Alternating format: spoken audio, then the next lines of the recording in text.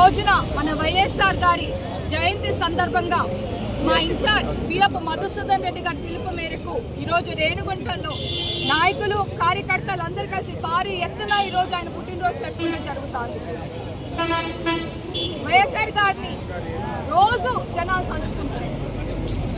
ఒక ఆరోగ్యశ్రీ కార్డు కావచ్చు, లేకపోతే 108 అంబులెన్స్ ద్వారా కావచ్చు, ప్రతిరోజు ఆయన ఈ రోజు లేకపోయినా ఆ పథకాల్లో ఆ అంబులెన్స్ సౌండ్ లో రోజు మాకు వినిపిస్తూనే ఉన్నారు. అలాంటి నాయకుడు మా రాజశేఖర రెడ్డి గారు అడుగు జాడుల్లో మా జగనన్న మేము అందరం నడపడం జరుగుతుంది. ఆయన లేని లోటు ఒక వైఎస్ జగన్మోహన్ రెడ్డి గారే మనకి తీర్చగలిగిన సందర్భంగా నేను తెలియజేస్తున్నాను. రైతులు కావచ్చు, స్టూడెంట్స్ కావచ్చు, ఆనాడు వైఎస్ రాజశేఖర రెడ్డి గారు పెట్టిన పథకాలు ఈరోజు కనుమరుగైపోయాయి. స్టూడెంట్స్ని పట్టించుకునేది లేదు ఇప్పుడుండే ప్రభుత్వం, రైతుల్ని పట్టించుకునే లేదు ఈరోజు ఉండే ప్రభుత్వం.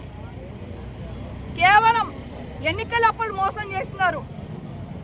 ఇప్పుడు జనాలు మొన్న కూడా చెప్పిన జనాలు తిరుగుబాటు వస్తుంది, కూటమి ప్రభుత్వానికి జనాల తిరుగుబాటు వస్తుంది. కేవలం ఇంకో 2.5 సంవత్సరమే మళ్ళీ జగన్మోహన్ రెడ్డి గారు మళ్ళీ సీఎం అవుతారు. ఈ సందర్భంగా మీడియా ద్వారా ఈరోజు మా నాయకుల ద్వారా